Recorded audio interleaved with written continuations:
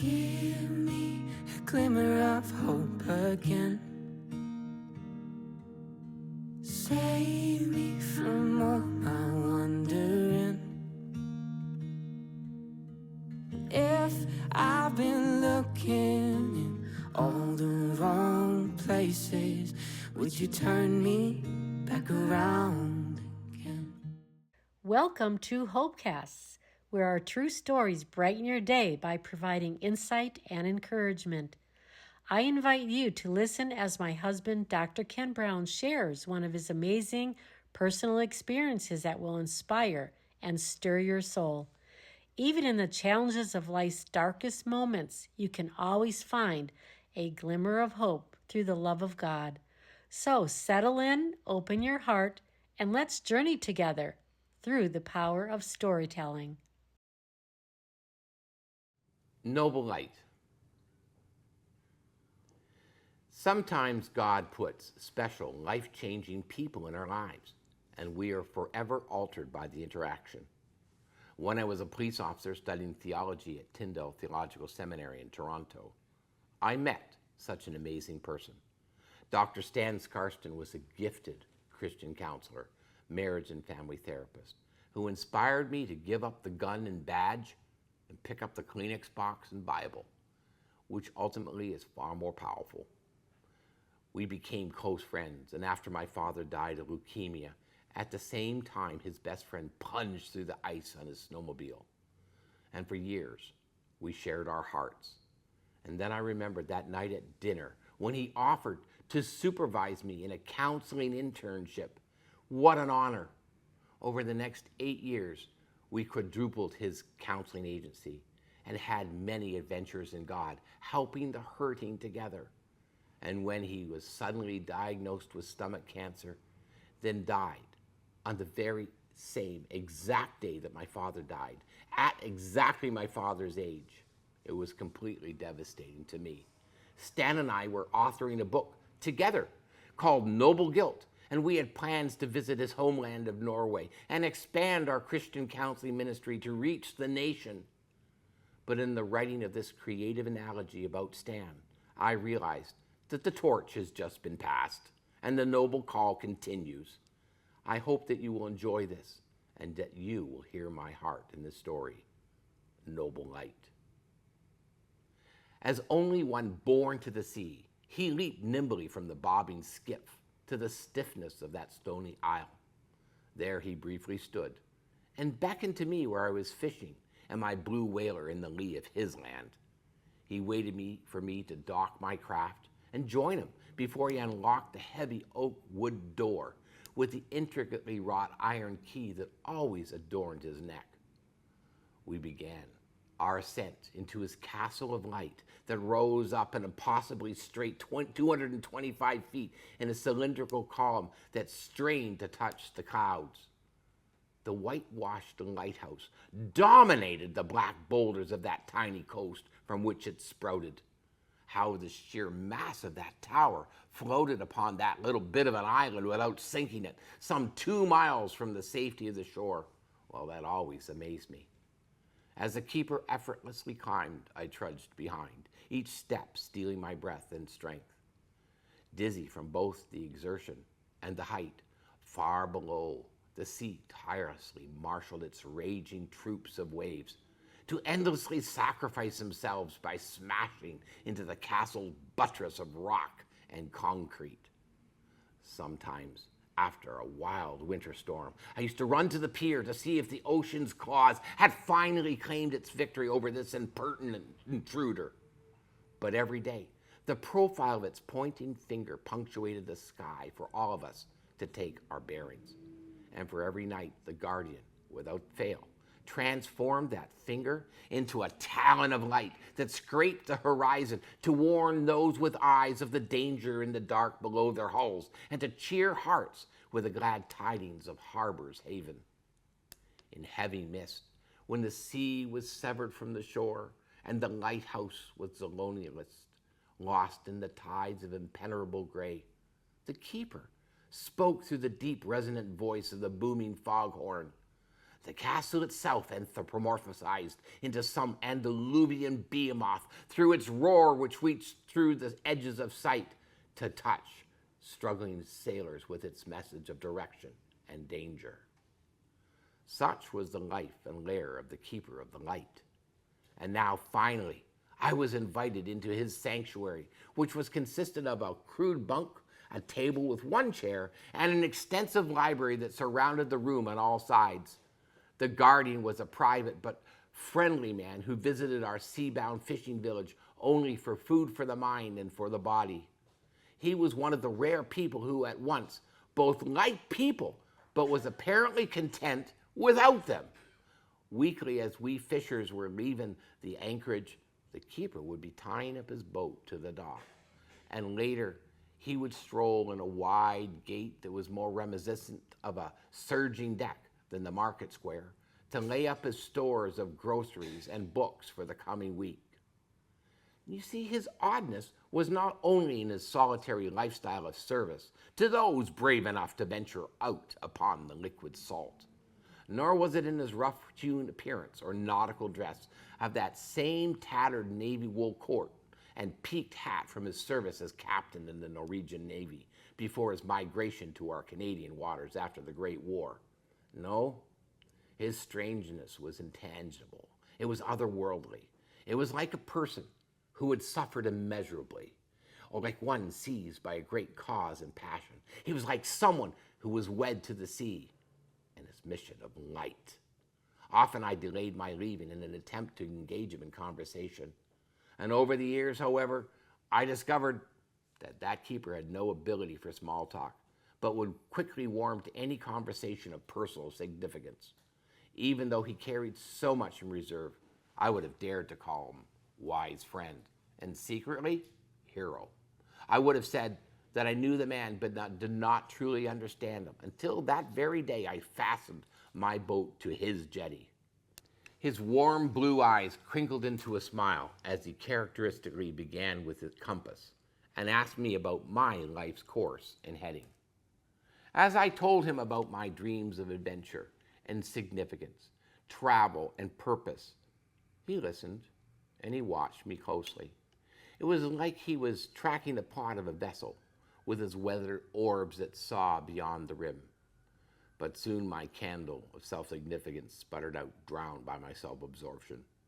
The keeper, with much feeling, began to tell me stories of winds and storms and waves and ships and wrecks and daring rescues, of lives saved and stolen, and of the lighthouse.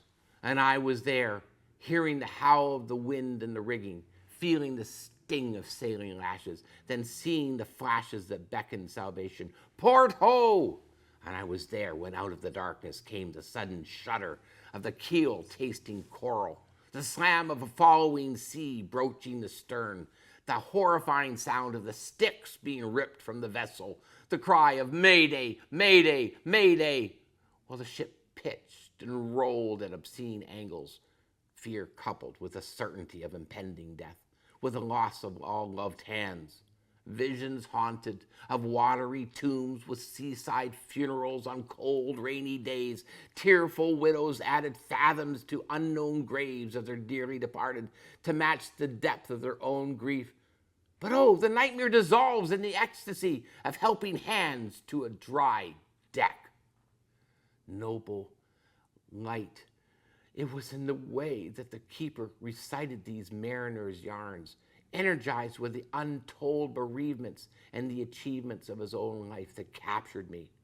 The tragedy of wasted lives and ships gripped my heart, and I understood the reason for the lighthouse that I had only known before.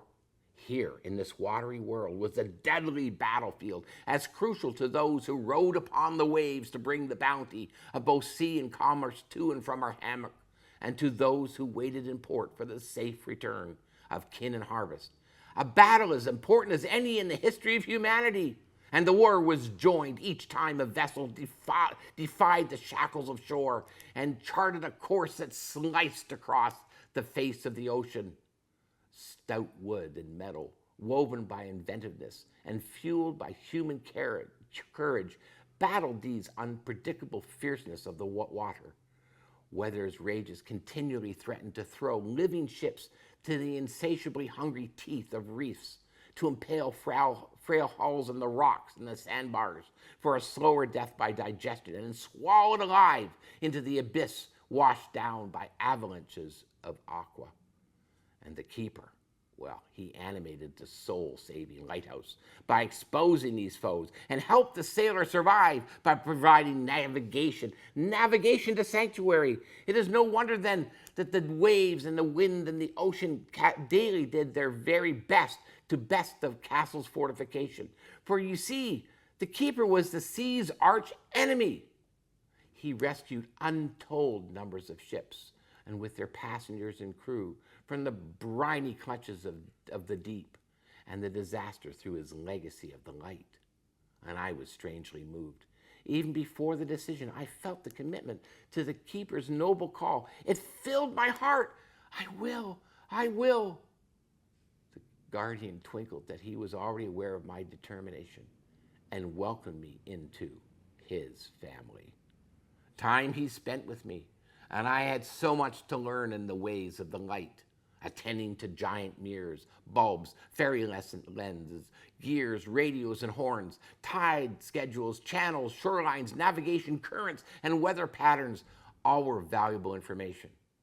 But commitment to care for the needs of other sailors without regard to personal cost or consequence, that was what was essential. Anyone could flip on a light switch, but the crusade kept the keeper from the insanity of becoming an automated janitor. It was the cause that created a guardian. Nobility triumphs over the loneliness and the rigor of the keeper's life, and nobility sustains him in the press of the continual conflict. And so, by invitation, I moved into that tower to help my friend man the light. Hours we shared, too few in training and talking. Sometimes when he was not looking, I noticed a faraway look in the keeper's eyes, as if he were reliving some event long before, and the keeper was reluctant to discuss these memories. Yet when I saw a scar on his leg or chest and pressed, he relented and shared stories of his own personal battles, victories and losses at sea. And over the next months, the guardian became a mentor and comrade as my apprenticeship continued. But during one particular treacherous storm late that winter, and a thick opaqueness that obliterated even the friendly rays, a small cargo ship fouled on the rock point across the sound, and the master radioed in distress. As was his unheralded way, the keeper threw on his navy blue and, aided by gravity, began his practiced fall around bend after bend of staircases, round and round, with one hand on the railing and the occasional thump of his massive legs on his stem to slow his descent. Like an eagle, he swooped down to snatch his prey, and by the time I descended to his half-submerged dock, he was in the boat, pulling the oars against the freezing cliffs of foaming anger that had already awashed his gunwales. The guardian flashed me a grin and waved an oar as the giant wave carried him to a night's glory. I kept the light on all the next day and prayed till no more tears or words flowed. The storm suddenly dropped, as though the monstrous low had been fed with the blood of the best. Of the faltered ship, well, my friend, there was no sign, and no pump could have stopped the leaks that were in my heart. And when I rose from my stocks, it was getting dark again. I hurried to ignite the mirrored beams and saw the keeper's key hanging from the switch. He always knew what I suddenly understood. And as I closed the breaker, by illumination, the blackness was beaten. Now, as the keeper, I placed the treasure the guardian had entrusted to me around my neck to warm my heart, and I tended that noble light. I want to dedicate this story to my very dear friend and mentor, the captain, Dr. Stan Scarton, who was illuminated with the light of Christ, and also to all those who have dedicated themselves to the service of humanity. Thank you for tuning into HopeCasts for inspiring stories that will touch your heart. If today's story encouraged you, then please subscribe to our channel and visit us at HopeCasts.org to learn more. You can also watch the video version of this story and many more from Dr. Brown on our HopeCasts, YouTube, or listen on our Spotify, Apple, or Amazon Music podcasts. Until next time, keep holding on to hope, and please share these stories with someone who really needs encouragement. May God bless you. I've been searching and I've been seeking. It seems like you're nowhere to be found, and I'd do anything just to see you. If I close my eyes, will I see you now? 'Cause I know faith holds in what can't be seen, but my hope feels like a distant dream. Give me a glimmer of hope again. Save me from all my wandering. If I've been looking in all the wrong places, would you turn me back around again?